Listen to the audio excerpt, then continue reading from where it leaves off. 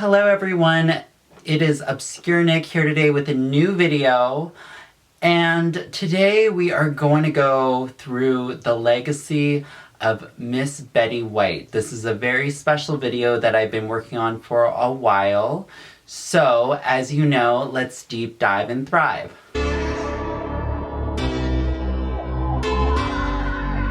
So 2021 was a tough year for many, and it ended on a note where on December 31st, 2021, in the early hours, we lost the First Lady of Television, the lovely and talented Miss Betty White. Today, we are going to discuss her life and career of nearly 100 years in this special Obscure Nick video. I wanted to make this video about a month ago, but I got coronavirus. I still have a post-viral cough from it, but I'm doing much better now, so I thought now's the time to make this video. Betty White was a pioneer in television, a true American actress, comedian, and she had a career of 7 decades long. However, let's start with her early life because I think there's a lot of groundbreaking moments in her early life. Betty Marion White was born on January 17th, 1922 in Oak Park, Illinois. She was an only child to mother Christine Tess, who was born from 1899 to 1985, a homemaker, and Horace Logan White. He was born 1899 to 1963, a lighting company executive. White's family moved to Alhambra, California in 1923, where she was a little over a year old, and later to Los Angeles to gain extra money. Her father built crystal radios and sold them wherever he could. I guess that was like his invention. It was like the family invention in a way, which is pretty groundbreaking in itself. So I see where Betty got her influence to think outside the box, I guess from her dad. She was born and raised during the Great Depression, which was a challenge because her father struggled selling products for the everyday average person. And it's amazing how, like, Betty White went through some serious tough times in her life. Like, she went through some of the toughest moments, like, close to our modern day history, and she managed to come out smiling, and that's what I admire about her. So it's interesting that she went through phases like World War II and stuff like that. But we all have had our struggles, especially in the past like 5 years, where the world has been in chaos, and I think it has gotten more chaotic with time, but we haven't gone to the place of World War II. And I hope we never get back to that sort of place. Betty first began heading into the entertainment world when she made a guest call on a radio program called Empire Builder on December 22nd, 1930. The skit was about a young crippled orphan girl melts the heart of a self-absorbed bachelor just in time for a happy ending on Christmas Day. Featured in the cast are Harley Hayes, Lucille Husting, Bernadine Flynn, Betty White, and Bob White. Ted Peason is the announcer weak on the plot, but great sound effects, musical bridges, and audio mixing, and that's what it pretty much was, this was before television, so we pretty much just had radio at that point in time, so that's really cool. And she was not even 10 years old at that point. She was just a little girl. Interesting plot. Because it was like a young crippled orphan girl melts the heart of a self-absorbed bachelor. I wonder what the age difference was on that, because I'm very interested, but this was a different time in history just in general with how age gaps were. Betty went to high school at Beverly Hills Unified School District in Beverly Hills, and Beverly Hills High School, graduating in 1939. She was fascinated with wildlife from family vacations. She wanted to be a forest ranger, however, women were not allowed to be in this time period. So it's interesting how forward-thinking she was, again, just wanting to be something that does not conform to the average woman in the 1930s. And I think girl knew that she wanted to be something else other than a stereotypical homemaker, which is what most women were in this time period. So after high school, White began a career in writing through a graduation play at Horace Mann School, and she realized she liked performing. Inspired by her idols, Jeanette MacDonald and Nelson Eddy, she decided to pursue a career as an actress. When she graduated from high school and a classmate sang songs from The Merry Widow on an experimental television show, The Merry Widow, she seemed to aim for music. It seems like in the beginning, in this time period, TV and film really wasn't much of a place and extremely hard to get in, especially as a woman.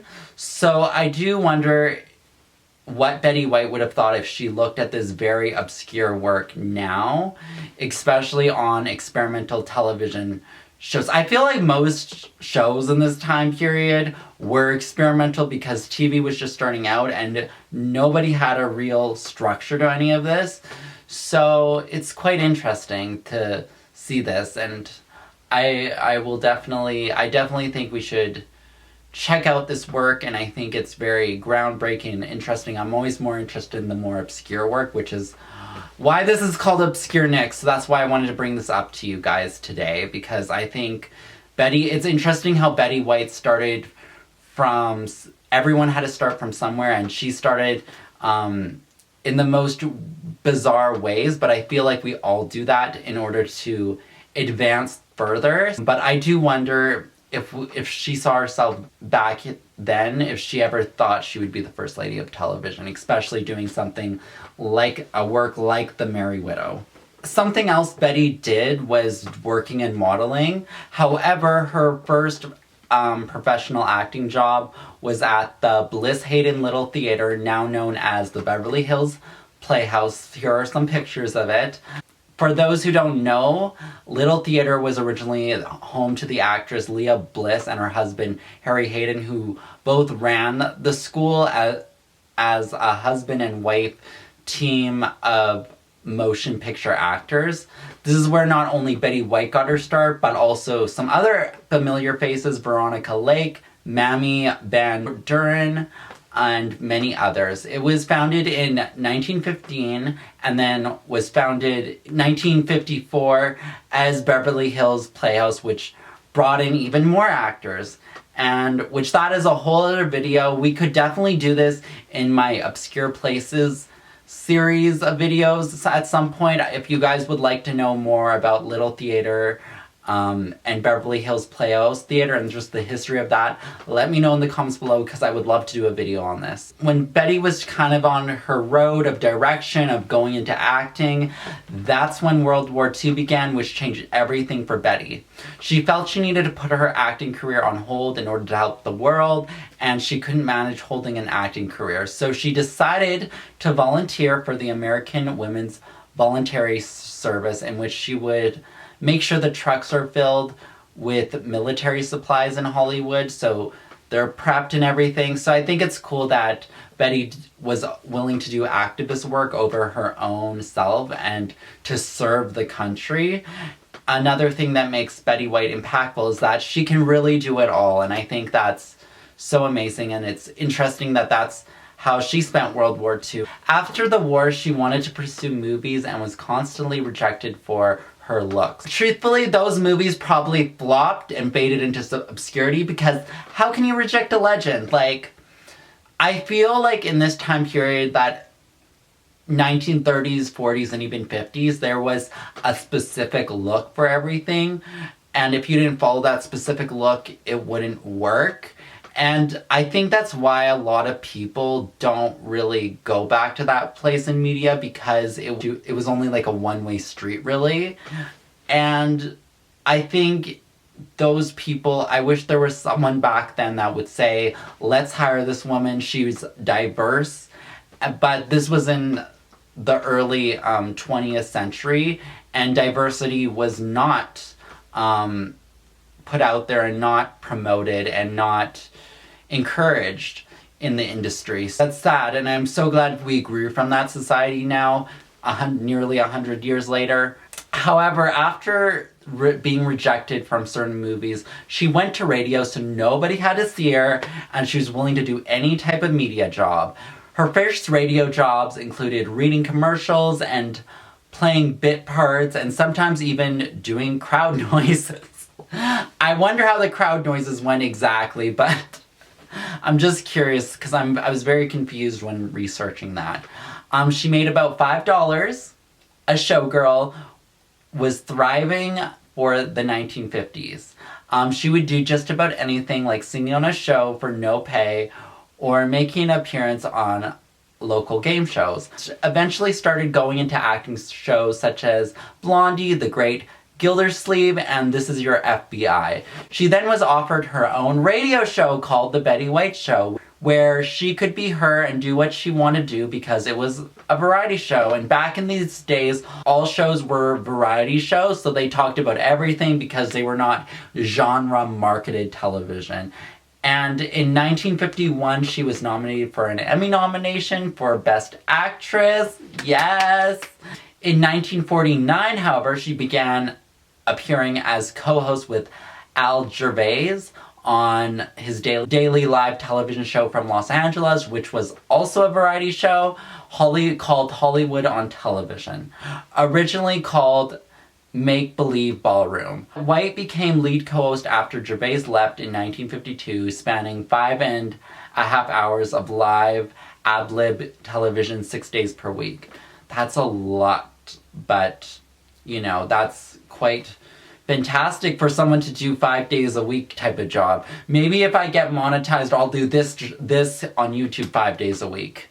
So around this time, White co-founded Bandy Productions with writer George Tilbles and Don Burdison, producers she knew, which led to the three of them who worked to create new shows using existing characters from sketches shown on Hollywood on Television. White, Burdison, and Tilbles created the television comedy Life with Elizabeth, with White portraying the title character. The show was originally a live production on KCOP-TV in 1951, and because of it, she won a Los Angeles Emmy Award. In 1952, girl is winning Emmy after Emmy. Life with Elizabeth, for those who don't know, was a sitcom that gave Betty White not just producer credits, but acting credits from 1952 to 1955. A very groundbreaking in entertainment history because Betty White became the first woman in television with full creative control in front of and behind the camera. Girl is taking a position of power, and I think that is amazing, especially in the 1950s where I feel chauvinism and sexism was very high with women because, for instance, with like something like I Love Lucy, Lucy's the homemaker, the husband is the one who makes the money, but in this case, it's very different, and I think that is so amazing that people need to know where Betty White truly comes from. Life with Elizabeth was about Elizabeth and Alvin, an ordinary suburban couple, but inevitably get into predicaments. It is very 1950s and quite dreamy, that typical male-female dynamic. Love to do a retrospective on the series that I have never seen before. And so if you guys would love me to do a retrospective on Life with Elizabeth, I'm down for that as well. The show was really based off real life situations that happened to her, the actor who played Alvin, and the writer. And they did not care about real world issues, only what was happening in their personal life.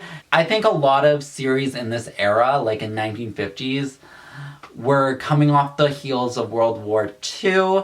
And I think that because of that, they wanted things to be more happy and our world like had to change. And I think this was the aftermath of World War II because, you know, going through that tragedy and that terror, our world history in general was scary and you didn't know what to survive, and it made you, and I think a lot of people felt more grateful for life in general and living every day to the fullest and being kind to one another. And I think that's why a lot of 1950s series and 1960s series even are like that. And they try to avoid real issues because the world is so tough and cruel in general that on TV they don't want to make it more cruel. They want to make it entertaining and a way of escapism. And I think that's what Life of Elizabeth was going for. I think also what was amazing is that this series was being produced by a 28-year-old woman at the time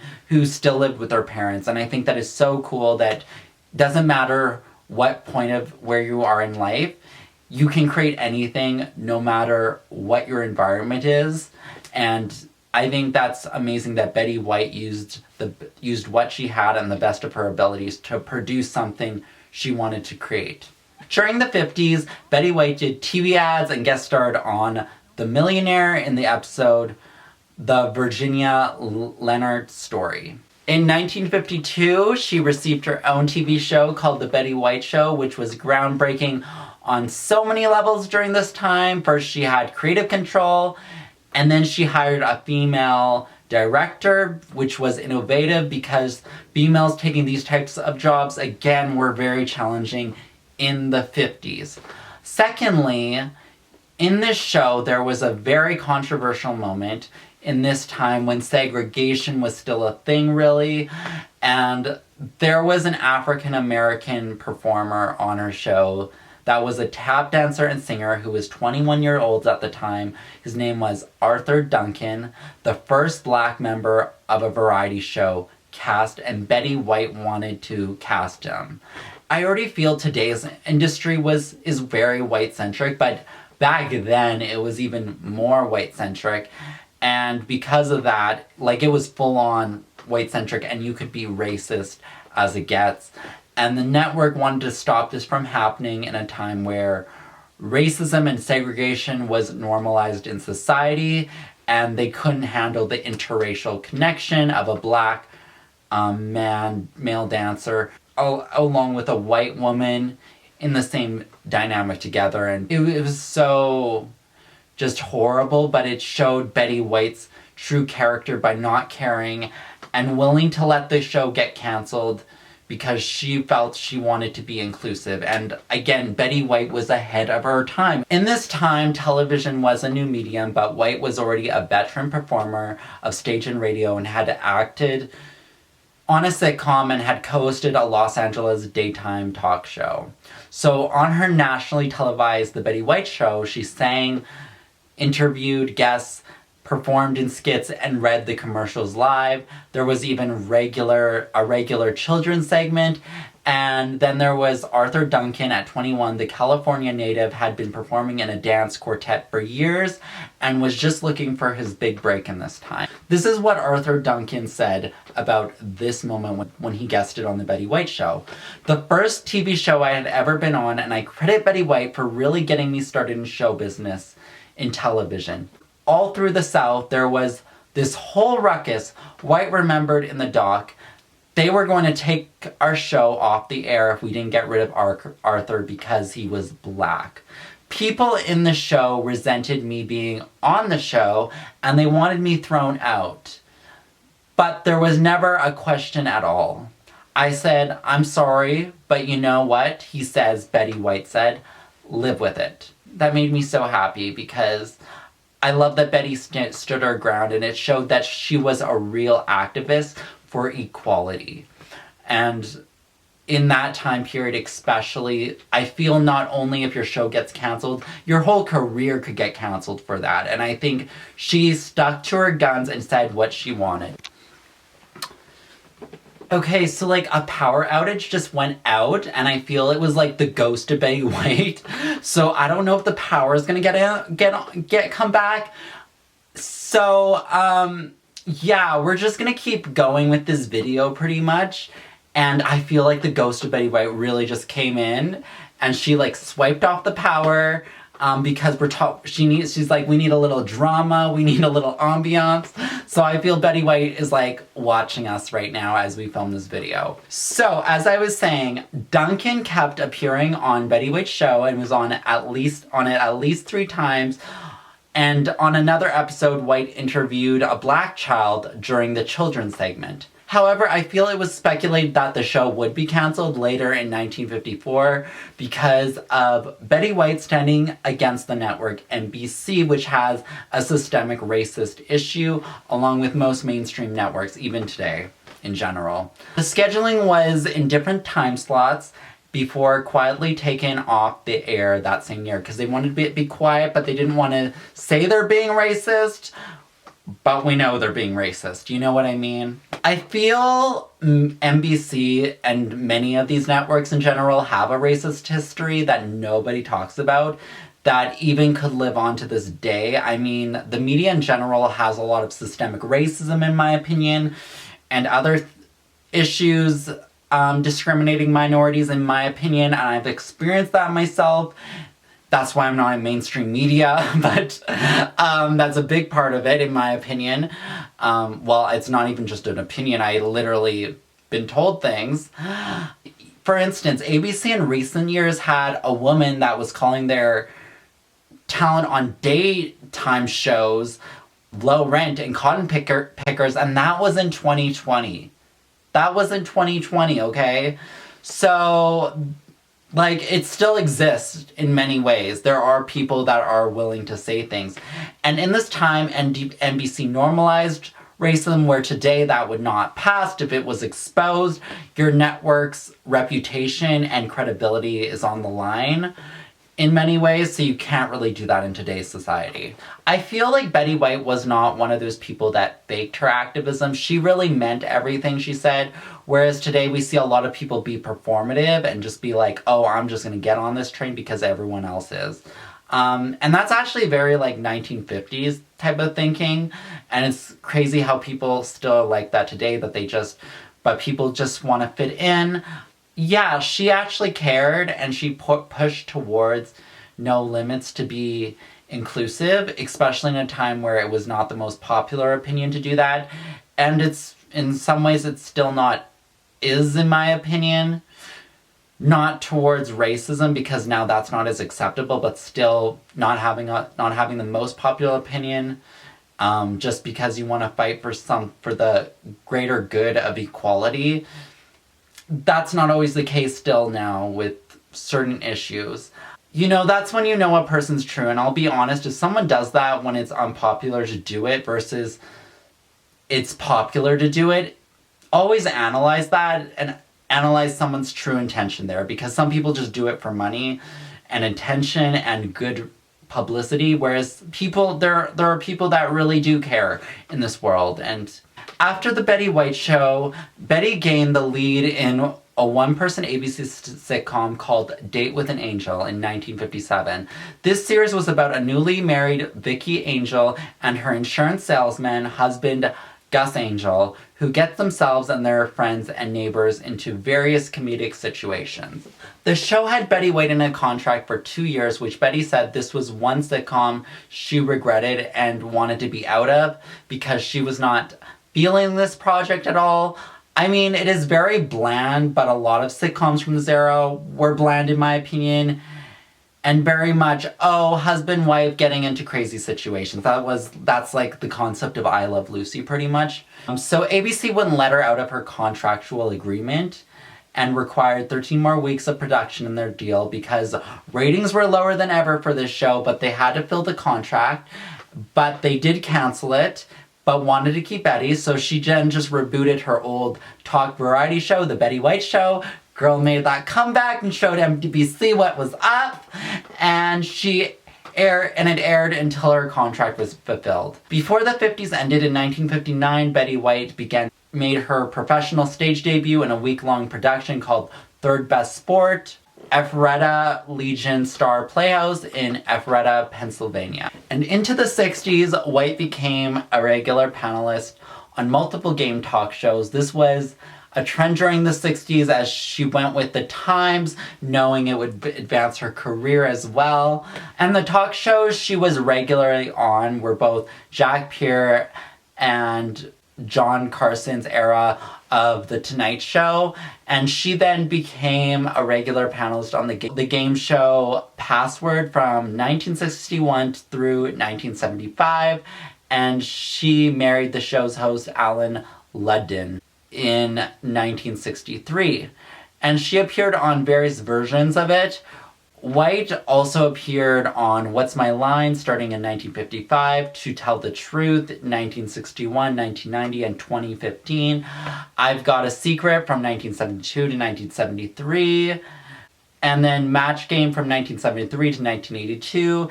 And Pyramid starting in 1982. And you can find a lot of these clips on YouTube, so go check them out. But 1960s Betty was the queen of game shows. As well, White met Lucille Ball because Dates with an Angel and I Love Lucy were filmed in the Culver's studio lot. So the two quickly became friends over their accomplishments in taking the male-dominated business in the 50s. And they relied on one another through divorce, illness, personal loss, and even competed against each other on various game shows, which you can find again on YouTube. And, you know, Lucille Ball is also one of the first ladies of television as well, I would say. If you want me to do a video on her, I would love to do that as well, because I think she's a true legend and icon as well. However, NBC offered her an anchor job put on their flagship breakfast television show Today. She turned the offer down because she didn't want to move permanently to New York City, where Today was produced. The job eventually went to Queen Barbara Walters. I also think she also had that past bad relationship with NBC where NBC was very racist and discriminatory. However, this was a different time, different era, but still, I think Betty White knew better than to go back to NBC. Throughout the 1950s and 60s, White began a 19-year run career as hostess and commentator on the annual Rose Parade broadcast on NBC, co-hosting with Roy Neal and later Loam Greene. She made her feature film debut as fictional Kansas Senator Elizabeth Ames Adams in the 1962 drama Advice and Consent. And then we get to the 1970s where she gets pushed even further into television with Mary Tyler Moore Show, where she began making several appearances in that show during the 4th season in 1973 to 1974 as the man-hungry, conniving Sue Ann Nivans. Okay, this character actually reminds me of this one prof that I had before, and she really just talked exactly like Sue Ann Nivans. It came off as very, like, sinister, but also very, like, soft, and that's what I like about this character a lot, and it's just so funny. But of course my prof wasn't like sinister or anything. She was a really nice lady and I loved her, but she just reminded me of this character. Just the way she talked was exactly like Sue Ann Nivans. And I think this was a career highlight for her because they described the character as like icky sweet, which she's the very definition of feminine passivity, owing to the fact she always satirized her own persona on screen in such a way. And then into the 5th season, Sue Ann Nivans became a regular on the Mary Tyler Moore Show. And from this role, she won 2 Emmys back-to-back for her role in the hugely popular series in 1975 and 1976. Mary Tyler Moore and her husband Grant Ticker were close friends with White and her husband Alan Ludden. I think that it's really great that Betty White and Mary Tyler Moore had a good working relationship, and it seemed like that was the case here. And you know, it's easier to go back and watch shows when you know the cast behind the scene was also good on screen, and that's not a thing you find often. But I could see White and Mary Tyler Moore being very likable people, whereas in the next part of this video, we're gonna get into it where there was a little bit of conflict, but I think it was just a little thing. So after Mary Tyler Moore Show, the Betty White Show was now on CBS, which is the 4th incarnation of the show. and it just ran for like a short period of time. She also appeared on the Carol Burnett show around this time. Then we head into the 1980s, where she was casted in Mama's Family as Ellen Harper, which was a short-lived sitcom that also had Golden Girls co-star Rue McClanahan.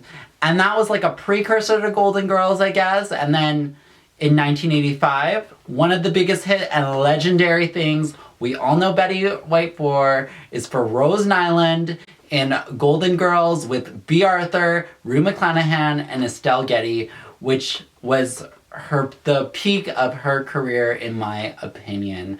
And I love Golden Girls. I think that was a groundbreaking show that dealt with issues that were ahead of its time, and with many different things, with same-sex relationships, with death, with queer identity in some cases, and with ageism. And, you know, they're fighting for equality, and this is just another moment that proves Betty White was a continued true activist for equality in her career. Thing that I think is the most that was hard is that Betty White and B. Arthur would find Betty White to be a pain in the neck sometimes. I think, personally to me, I think B. Arthur was exhausted with Betty White because she wasn't always the most, you know, happy-go-lucky person, B. Arthur. So it was exhausting to be around that all the time, I guess. That's just my opinion and my take of that. But I don't think it was ever, like, a huge feud or anything. It was just a little something between the two of them. But they still respected each other as co-stars and for the work of the Golden Girls. And then in the 1990s, after Golden Girls ended, there was a spin-off called Golden Palace that ran from 1992 to 1993, and it was just a one-year-lived thing. I don't feel they could do Golden Girls without B. Arthur. Truthfully, you need the four of them when there's only three. It's not exactly the same, but B. Arthur did guest on that on Golden Palace once. After Golden Palace ended, you would see Betty in some of the most popular sitcoms of the 1990s as just a guest, such as Suddenly Susan, The Practice, and Yes Dear. And then throughout that, she guested on The Bold and the Beautiful in the 2000s and guested on SNL. And then finally, she landed in her last huge sitcom, Hot in Cleveland, which I've never seen this show before, really. I've seen some clips of it, but I never really watched that. It was for TV Land, and she was nominated for a Primetime Emmy, but the series ran for 6 seasons and ended in 2015. A movie that I know that I love is the one with Ryan Reynolds that she was in called The Proposal. That's one of my favorite movies ever. That was done in 2009.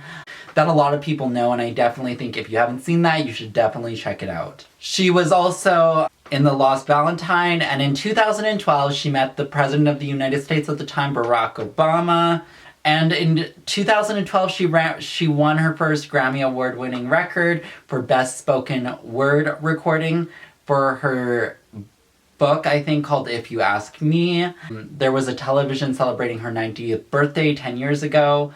She also appeared once again. NBC celebrated her birthday, which featured celebrity friends and former President Bill Clinton. One of her final roles was in Toy Story 4. That was one of her final roles. Coming up in 2021, she was getting ready. She actually did think she was going to make it to 100 because she did a People magazine shoot and everything, and then she passed away. And I think Betty White is a true pioneer in television and a true pioneer for women's equality in media. And what's not to love about her? She's always so smiling, and she seems like such a sweet lady in general. And, you know, I'm so glad I made this video today, and I learned so much just doing research that I didn't know, especially from earlier in her career.